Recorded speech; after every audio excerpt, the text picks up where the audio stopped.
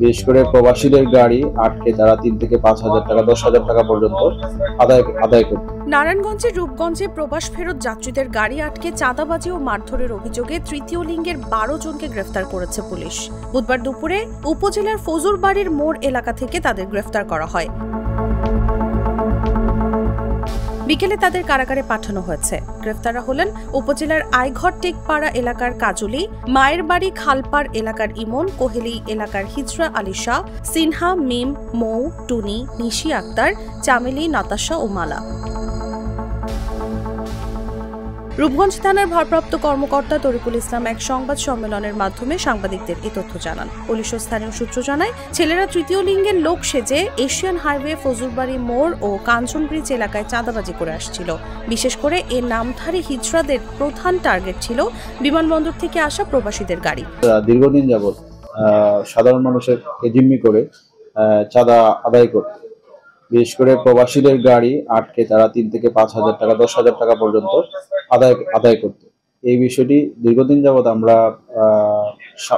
সামাজিকভাবে এবং তাদেরকে ডেকে এনে কাউন্সেলিং এর মাধ্যমে আমরা নিয়ন্ত্রণের চেষ্টা করি। তাদের সামাজিক অবস্থান এবং মানবিক বিষয়টি বিবেচনা করে আমরা আইনগত প্রক্রিয়া গ্রহণ করি নাই। কিন্তু এখন বর্তমানে যে পরিস্থিতি, সেই পরিস্থিতিটা নিয়ন্ত্রণের বাইরে চলে গিয়েছে।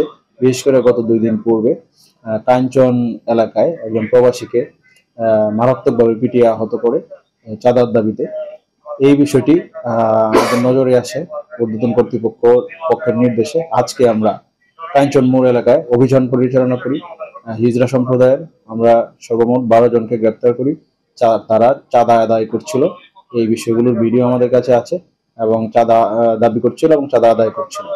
এরকম অভিযোগের প্রেক্ষিতে আমরা তাদেরকে গ্রেপ্তার করি এবং তাদের বিরুদ্ধে চাঁদা দাবি এবং চাঁদা আদায়ের মামলা রূপগঞ্জ থানায় রুজু হয়েছে এবং যথাযথ আইনি প্রক্রিয়ায় তাদেরকে বিজ্ঞ আদালতে প্রেরণ করা হবে। তাদের বিরুদ্ধে চাঁদাবাজির মামলা হয়েছে। মামলায় 12 জনকে গ্রেফতার করা হয়েছে। ওই ঘটনায় জড়িত তৃতীয় লিঙ্গের অন্যদের গ্রেফতারের চেষ্টা চলছে।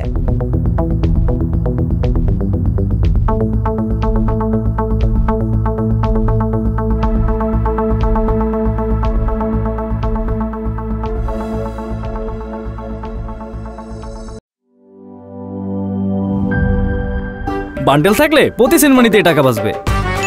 বিকাশ সেনমানি বান্ডেল কিনে জিতুন প্রতি লেনদেনে।